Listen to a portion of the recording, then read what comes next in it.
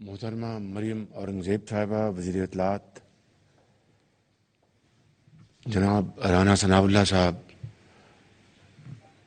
Interior minister, ممبران قومی assembly, P T V کے انتہائی علاقے احترام آفیشلز، سیکرٹری انفارمیشن اور اس قوم کے درخشندہ ستارے، خواتین و حضرات، السلام علیکم۔ آج یہ بڑی خوشی کا موقع ہے کہ آئین پاکستان کو ایک ڈیجیٹل ٹیکنالوجی میں کنورٹ کر دیا گیا ہے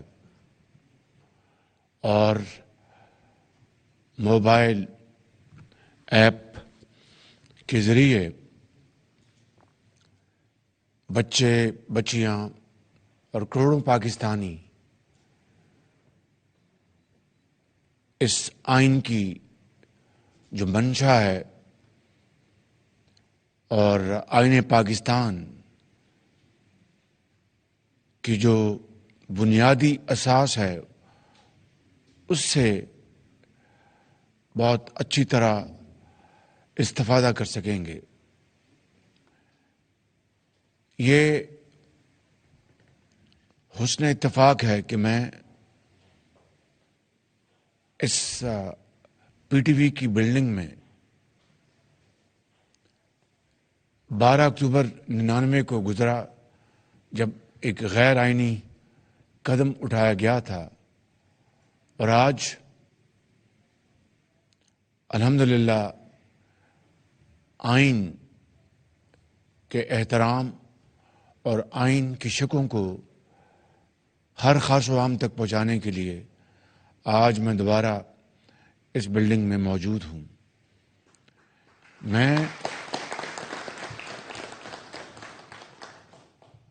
میں سمجھتا ہوں کہ اس آئین کے جو فریمرز، جن میں مرحوم former prime minister Zulfiqar Ali Bhutto صاحب، مرحوم مفتی محمود صاحب،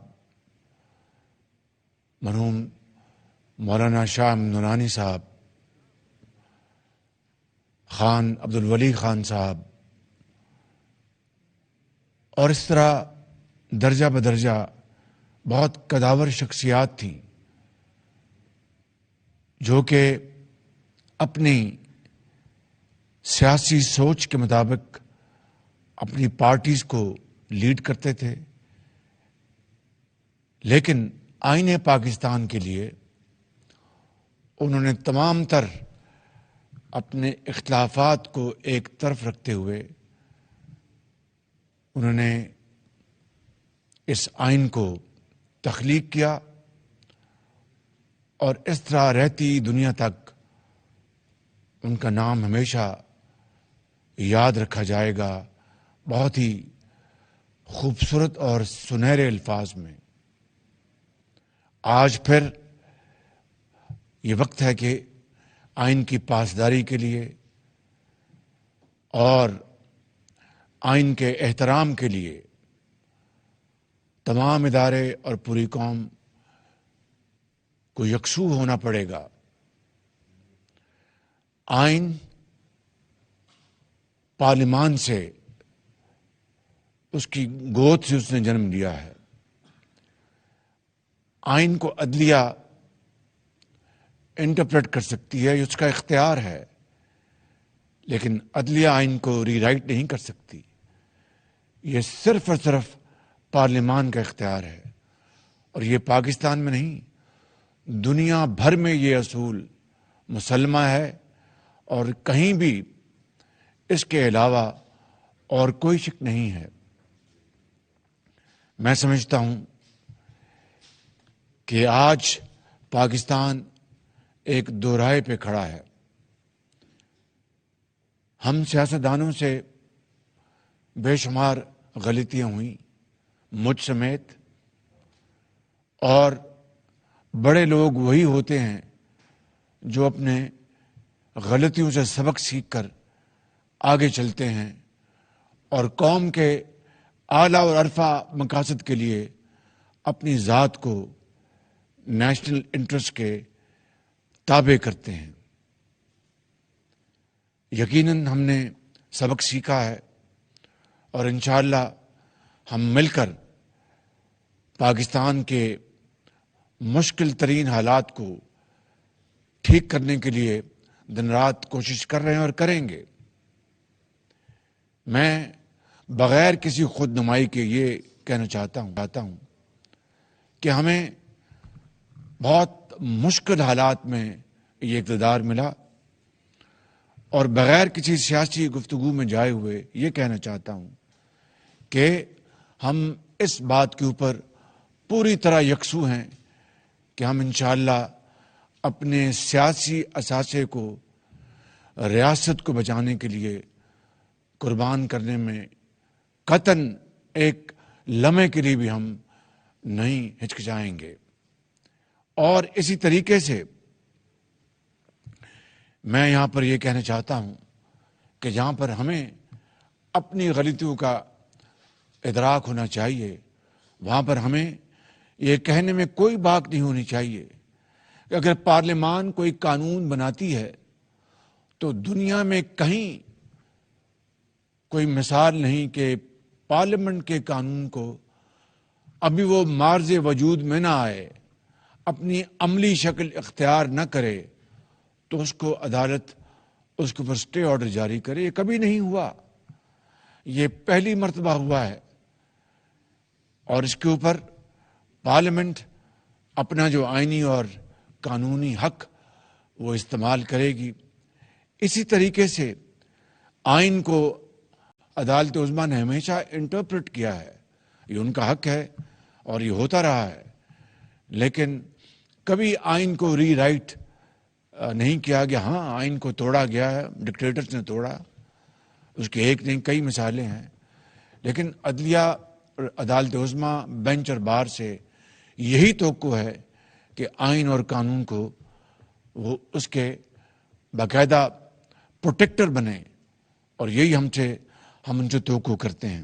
آج یہ جو ہمارا جو آئین ہے، میں سمجھتا ہوں کہ نصاب میں شامل کرنے کا جو فیصلہ ہوا ہے، یہ عصر حاضر کا بہترین فیصلہ ہے کہ اسکولوں میں پرائمری لیول پر، ہائر لیول پر، یونیورسٹی لیول پر اگر یہ نصاب کا حصہ بن جائے گا تو میں سمجھتا ہوں کہ پھر آئین اور قانون پاکستان کے بچے کو یاد اور حفظ ہو جائے گا، جس سے کہ قانون کی حکمرانی میں بے حد مدد ملے گی۔ میں یہاں پر محترمہ مریم اورنگزیب صاحبہ کو، جناب رانا ثناء اللہ صاحب کو، میں اسپیکر نیشنل اسمبلی کو راجہ پرویز اشرف صاحب کو، میں پاکستان کی پارلیمنٹ کو اور نادرا کا، آپ سب کا بے حد شکر گزار ہوں کہ آپ نے جو ہماری 50th اینیورسری ہے آئین پاکستان کی جو 1973 میں معرض وجود میں آیا تھا،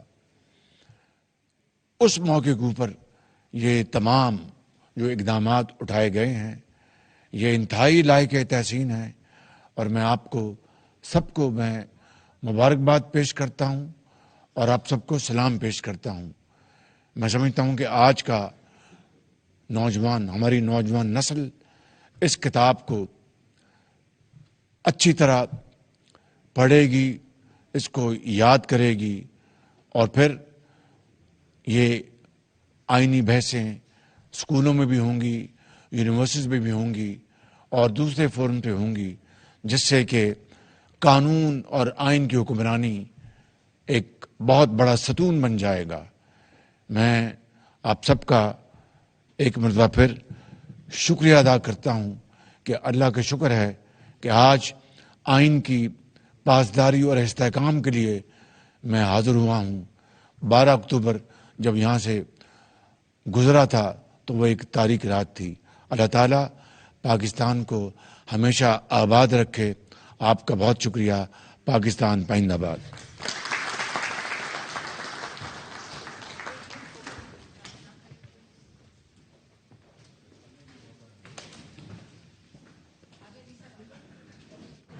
وزیر اعظم کا کانسٹیٹیوشن موبائل ایپ کے اجرا کی تقریب سے خطاب۔ انہوں نے کہا کہ سرکاری ٹی وی کی عمارت میں 12 اکتوبر 1999 کو آیا تھا جب غیر آئینی قدم اٹھایا گیا۔ عدلیہ آئین کی تشریح کر سکتی ہے مگر ری رائٹ نہیں کر سکتی۔ آئین میں ترمیم کا اختیار صرف پارلیمان کو ہے۔ ساتھ انہوں نے کہا کہ آج پاکستان ایک دوراہے پر کھڑا ہے۔ مجھ سمیت سیاستدانوں سے بے شمار غلطیاں ہوئی ہیں۔ بڑے لوگ وہی ہوتے ہیں جو غلطیوں سے سبق سیکھ کر آگے چلتے ہیں۔ انہوں نے ساتھ میں یہ بھی کہا کہ یقیناً سبق سیکھا ہے اور مل کر پاکستان کو مشکل ترین حالات سے نکالیں گے۔ پارلیمان کوئی قانون بنائے جو نافذ بھی نہ ہوا ہو، اس پر عدالت نے اسٹے آرڈر جاری کر دیا۔ ماضی اس طرح عدالت کی طرف سے اسٹے آرڈر کی کوئی مثال نہیں ملتی ہے۔ آئین کو آمروں نے توڑا۔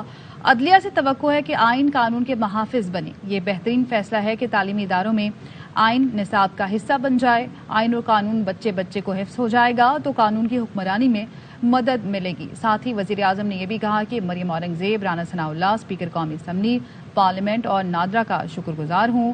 آئین پاکستان کی 50ویں سالگرہ پر یہ اقدامات لائق تحسین ہے۔ امید کرتا ہوں ہماری نوجوان نسل اس کتاب کو اچھی طرح پڑھے گی۔ وزیر اعظم شہباز شریف کا کانسٹیٹیوشن موبائل ایپ کے اجرا کی تقریب سے خطاب، اور پی ٹی وی مووی اس وقت موجود ہیں جہاں پر اجرا کیا جائے گا وزیر اعظم کی جانب سے، اور اس دوران انہوں نے خطاب بھی کیا۔ خطاب میں ان کی جانب سے کہا گیا کہ عدلیہ آئین کی تشریح کر سکتی ہے مگر آئین کو ری رائٹ نہیں کر سکتی۔ آئین میں ترمیم کا اختیار صرف پارلیمان کو ہے۔